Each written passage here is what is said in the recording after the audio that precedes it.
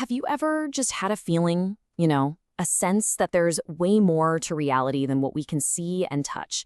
Well, what if I told you that every single one of us has these hidden mystic abilities, and that we're all, right now, enrolled in a kind of cosmic soul school that's designed to help us figure them out? This quote from a guide named Lord Blue really kicks things off. We are not talking about something from a comic book here. We're talking about real, innate powers that are just, well, they're dormant, waiting for us to wake them up. So think of this as our syllabus for today. First, we're going to look at what these latent superpowers actually are. Then we'll get into how we are, believe it or not, always creating our own reality.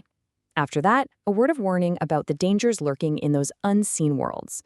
Then we'll tackle a really modern trap that keeps so many of us stuck. And finally, we'll talk about the path to actually mastering all this, to graduating from soul school. Okay, let's dive right in. All right, first up, your latent superpowers. The source material describes these abilities in a really interesting way. They're not just some gift you're handed. No, they're more like a powerful tool, a tool you have to earn the right to use. I love this analogy. Think of these abilities as a sledgehammer. In the hands of a master craftsman, it can build incredible things. But, in the wrong hands, or if you're just swinging it around without any control, it can cause a ton of damage. And the key to earning it? It comes down to mastering virtues like courage, wisdom, and genuine love. And here's the real kicker. You can't just swing that spiritual sledgehammer blindly. You absolutely need your mystic senses, things like intuition or inner vision, to actually see what you're doing. Without them, it's kind of like trying to build a perfect sculpture, but in a pitch-black room. Okay, so how do we start using this power? Well, funny thing is, we already are. Every single day, we are constantly building the architecture of our own reality. Every thought, every feeling, every little action, it's like another brick in the structure of our future, both here and in the great beyond. And it's not just the physical world we're building in, the one we see all around us. The source material says we're operating on multiple levels at once. We're simultaneously building in a high-frequency dimension called the etheric world, and a low-frequency one called the astral world. Now, this is where it gets really interesting. Check out the contrast here. The etheric plane, that's your spiritual savings account, built with every good, virtuous thing you do. It becomes a heavenly paradise. The astral plane, though, that's like your spiritual debt, a messy, chaotic junkyard built from non-virtuous energy. It really shows you how high the stakes are for our everyday choices, doesn't it? So, if we're constantly building in these worlds, we really need to know about the blueprints and the hazards.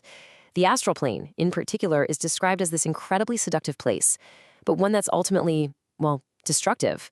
It's like an amusement park where the exit door vanishes the second you walk in. A student in the text, Evan, asks this question, and it's such a good one because it really gets to the heart of it. Why would anyone be attracted to a state of just nothingness, of just disappearing? And here's the other side of that coin. This perspective explains the powerful allure.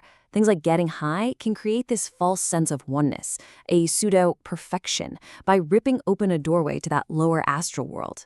And in that space, all your responsibilities, even your desire to grow as a person, can just, poof, vanish. Wow. I mean, the source uses this incredibly chilling metaphor to describe it. It's an illusion of freedom, an illusion of fun, but it's a trap. Once you get mesmerized by all those selfish fantasies, it is incredibly, incredibly difficult to find your way back out. And believe it or not, it gets even darker. The astral world is apparently crawling with false teachers, cunning liars who will mislead you, energetic vampires looking to drain you, and experiences so vile they can literally stain your consciousness. The message is crystal clear. Do not go exploring there unprotected. Okay, let's talk about a trap that's a lot closer to home. In fact, it's one that most of us fall into every single day. It's our modern obsession with chasing happiness, which our source calls the chemical trap. So here's the deal. Chemical happiness, that's the stuff from your brain, comes in these short little bursts. You get a spike, and then you get a dip, and that dip makes you want another spike. Mystic feelings, on the other hand, are described as a steady, sustainable flow of spiritual energy, things like deep peace or gratitude. They don't need a low to make you appreciate the high. Really, one is a frantic roller coaster, and the other is a calm, flowing river. See, our brains are literally wired to chase these four chemicals. We're always looking for experiences that trigger endorphins to kill pain, dopamine for that rush of success, oxytocin for social connection, and serotonin to feel, important. But when we spend our lives just constantly chasing these chemical hits, we basically become puppets on a string. And this chemical chase can even disguise itself as being a good person. The source calls this do-goodism. It's when you help people get whatever they want, just to give them that little chemical buzz of happiness. It feels good in the moment, but it often completely ignores the deeper karmic lessons their soul is actually here to learn. The real path isn't to stop helping, but to help in a way that supports true soul growth, which is way harder, but infinitely more rewarding for everyone.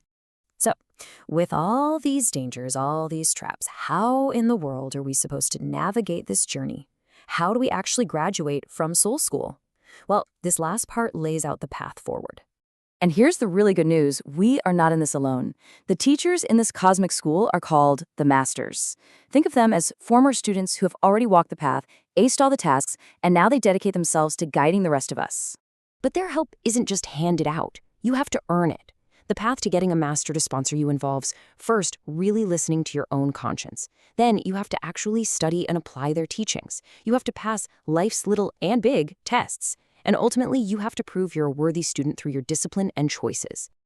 And as you walk this path, as you do the work, you start to unlock those very mystic senses we talked about at the beginning. These are the real tools of mastery. Things like foresight, telepathy, a gut feeling that's never wrong, and maybe the most crucial one of all, discernment, the ability to tell what's true from all the noise and misinformation out there. And that brings us right back to the central point of this whole thing. We are always creating. We are always building. So the big question to leave you with is this.